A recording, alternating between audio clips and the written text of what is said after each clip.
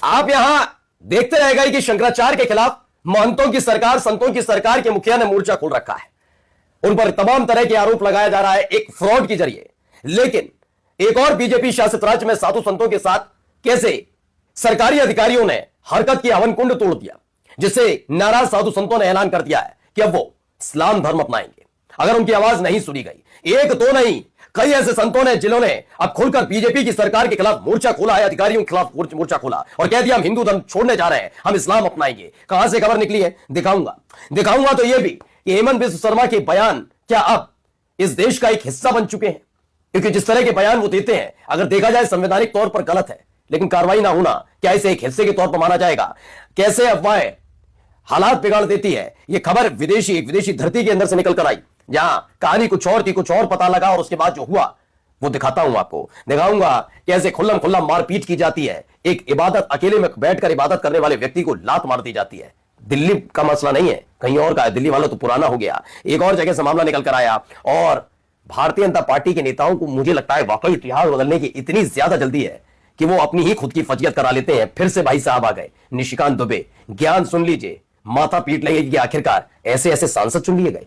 सबसे पहले ये खबर जरा देखिए, यहां क्या कह रहे हैं। पहले मैं ये वाला हिस्सा आपको सुनाता हूं, फिर पूरी कहानी सुनाऊंगा। पहले सुनिए क्या कह रहे हैं। जो है ज्यादा से ज्यादा क्या कहेगा, सत्य सनातन धर्म की नगरी अगर उज्जैन धर्म की नगरी है तो हम अपना धर्म परिवर्तन नहीं कर देंगे और मुसलमान धर्म अपना लेंगे। हम भगवान काल भैरव को साक्षी मान करके कह रहा है कि अगर हमको 2 दिन के अंदर शासन प्रशासन हमारे को हमारा जो हम बता रहे हैं कि परमिशन यहाँ रहने का और हमारे यज्ञ करने का परमिशन अगर नहीं देगा तो हम 2 दिन के अंदर बता रहे हैं हमारा धर्म परिवर्तन कर लेंगे और मुसलमान धर्म अपना लेंगे। क्योंकि ये सत्य सनातन धर्म में सत्य की सुनवाई नहीं है, सत्य पर ध्यान नहीं दिया जा रहा, साधु संतों का अपमान किया जा रहा है। पुलिस वाले आगे गाली गलौज करते हैं, भगत जगतों को बैठने वालों को बोले बाबा गांजे में इसमें फंसा देंगे, उठा ले जाएंगे भक्तों पर। हमारा नाम योगी विष्णुनाथ खड़ोसरी और गौरी बाबा। तो क्या हुआ है, हिंदू संतों को कुछ अधिकारियों ने उज्जैन यानी मध्य प्रदेश यानी भारतीय जनता पार्टी के प्रयोगशाला मुख्यमंत्री मोहन यादव, अब सुनिए, उज्जैन के काल भैरव घाट पर यज्ञ और तप करने से रोका। उन्होंने हवन कुंड को तोड़ दिया, वहां की बिजली तक काट दी और यह दावा किया कि यह सरकारी घाट है। अब योगी विश्वनाथ ने चेतावनी दी कि अगर ये परेशानी नहीं रुकी तो मैं मजबूरन धर्म छोड़ने को मजबूर होना पड़ेगा। 2 दिन का वक्त दिया गया है। तो आप ये मत सोचिए शंकराचार्य से किया जा रहा है ना, मैंने कहा ना ये ढूंढते हैं। पहले लगाम कसो ये दाढ़ी टोपी वालों पर, फिर दूसरों पर, फिर धीरे धीरे करके सबको इस बलो कि किसी की हिम्मत ना हो पाए कि आपके सामने जुबान खोल पाए। कभी कभी साधु संत भी मोर्चा खोल देते हैं ना, तो शायद यही एक वजह रही होगी, है ना। आइए अब आपको सुनवाता हूं यहां क्या हो रहा है। Hate speech has moved from the margins to the mainstream of governance. अब ये पूरा का पूरा एक हेडलाइन है, क्या नफरती भाषण, नफरती बयान अब शासन व्यवस्था के हाशिए से मेन स्ट्रीम में आ गया है कि संवैधानिक पद पर बैठा हुआ व्यक्ति अगर इस तरह का बयान देता है तो यकीन मानकर चलिए यह बहुत चिंतनीय व्यक्ति सवाल है कि आखिरकार यह सब हो कैसे सकता है। खैर आगे खबर दिखाता हूं। एक खबर यह निकली है कि reports find Hindutva main stream and police failure fuelled, जो लिसेस्टर है वहां पर दंगा भड़क गया है ना। रिपोर्ट में पाया गया कि हिंदुत्व संबंधी गलत सूचना और पुलिस की नाकामियों ने लिसेस्टर दंगों को भड़काया और हालात वहां बेकाबू होते चले गए। इस तरह की अफवाहें लगातार हर जगह फैलाई जाती हैं, बस जिम्मेदारी होती है पुलिस और प्रशासन की उसे रोक पाने की। लेकिन पुलिस प्रशासन भी वो करता है जिसमें उनके आका खुश नजर आए। खैर अब जरा देखिए यहां हरकत देखिए, ये देखिए एक जाता और देखिए उसे मारता है, नमाज तक अदा नहीं करने देता। देखिए लात मारी है, कौन है ये अभी मैं बता देता हूं, जैसा कि दावा है। देखिए थप्पड़, लात, घूसे, डंडा तक ले आए, देख रहे हैं, देखिए डंडा दिखा रहा है। नाम बता, तेरा नाम क्या है? नाम शाहिद है मेरा। है? शाहिद नाम। कहाँ रहता है? यहीं रहता हूँ रेशमबाड़ी में। जहाँ यहाँ ले आया तू नमाज। साले मेरी ब्राह्मण की जमीन में तू नमाज कैसे पढ़ रहा है?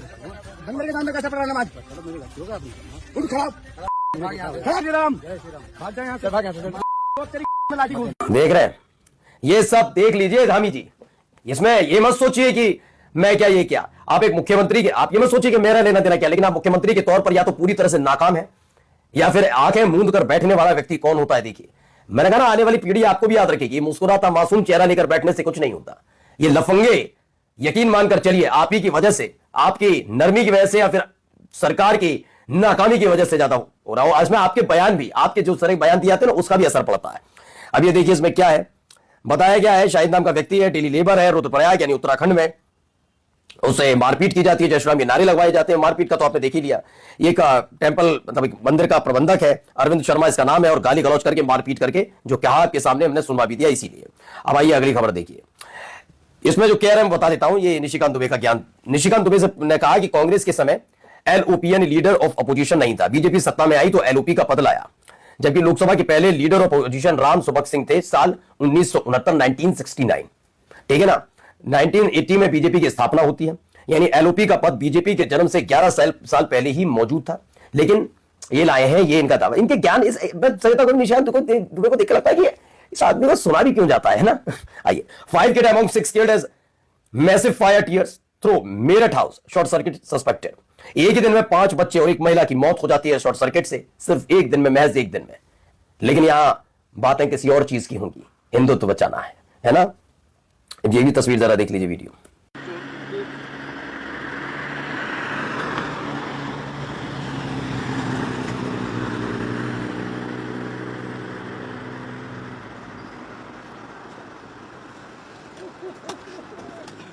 तो कौन है ये? अब ब्रिटेन के पूर्व राजदूत पीटर मेंडलसन को एप्स्टीन मामले में गिरफ्तार कर लिया। मेंडलसन और प्रिंस एंड्रयू पर आरोप है कि उन्होंने बदनाम अमेरिकी वित्त कारोबारी जेफरी एप्स्टीन के साथ ब्रिटेन सरकार की गोपनीय जानकारी अनुचित तरीके से साझा की थी, और यही काम उस जेफरी एप्स्टीन का था भी, और इसी के बलबूते वो एक एक करके कई देशों के लोगों को अपने अंडर में लेता था। आप जरा सुनिए।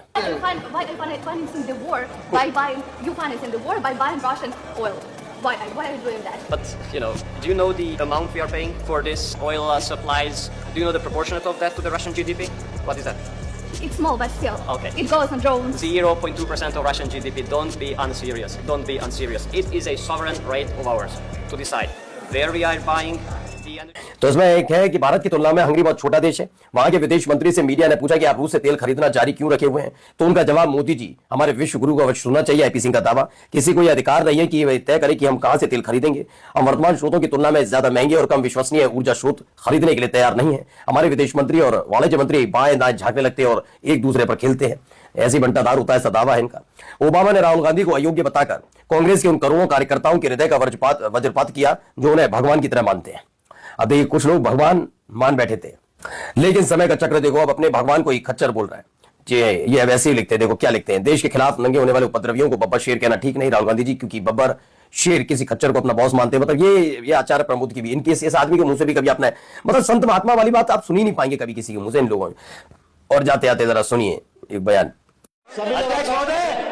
बता दीजिए, नेता प्रतिपक्ष अपनी औकात के अंदर रहे, अपनी औकात के अंदर रहे।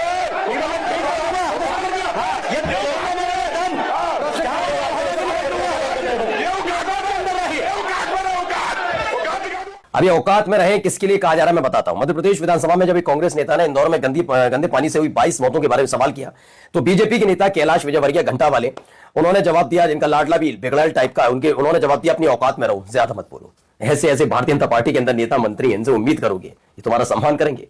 देखते